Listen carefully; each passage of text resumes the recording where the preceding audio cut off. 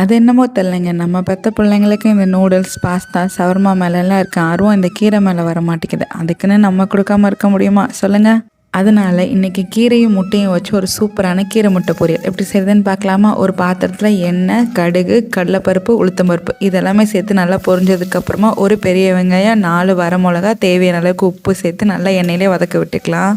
வெங்காயம் நல்லா வதங்கினதுக்கப்புறமா நம்ம வாஷ் பண்ணி வச்சுருக்க முருங்கைக்கீரையை சேர்த்துக்கலாம். முருங்கைக்கீரை பார்த்திங்கன்னா தண்ணியில் நல்லா அலசி எடுத்துக்கோங்க. தண்ணியில் அலசும் போது தண்ணியில் ஒட்டாத மாதிரியே இருக்கும் கீரை. தண்ணி சேர்க்காம கீரை பார்த்திங்கன்னா எண்ணெயிலே நல்லா வெந்து வரணும். மூடி போட்டு கீரை என்றைக்குமே வேக வைக்கக்கூடாது. அப்போ தான் கலர் மாறாமல் வரும். இப்போ நடுவில் 2 முட்டையை உடச்சி ஊற்றிக்கலாம். முட்டைக்கு தேவையான அளவுக்கு மட்டும் உப்பு சேர்த்து ஒரு மூடி போட்டு மூடி வச்சுருங்க. கொஞ்சமாக முட்டை வெந்ததுக்கப்புறமா நம்ம எல்லாத்தையும் மிக்ஸ் பண்ணி விட்டுக்கலாம். இப்போ நம்ம முட்டை பார்த்திங்கன்னா கொஞ்சம் குக் ஆகிருக்கு. இப்போ நம்ம இதை கீரையும் முட்டையும் சேர்த்து மிக்ஸ் பண்ணி விட்டுக்கலாம். வீட்டில் தேங்காய் இல்லாத சமயத்தில் இந்த மாதிரி முட்டை சேர்க்கும் போது கீரை ரொம்ப டேஸ்ட்டாக இருக்குங்க. ஸோ கண்டிப்பாக ட்ரை பண்ணி பார்த்துட்டு எப்படி இருந்துச்சுன்னு கமெண்ட் பண்ணுங்கள். பாய்.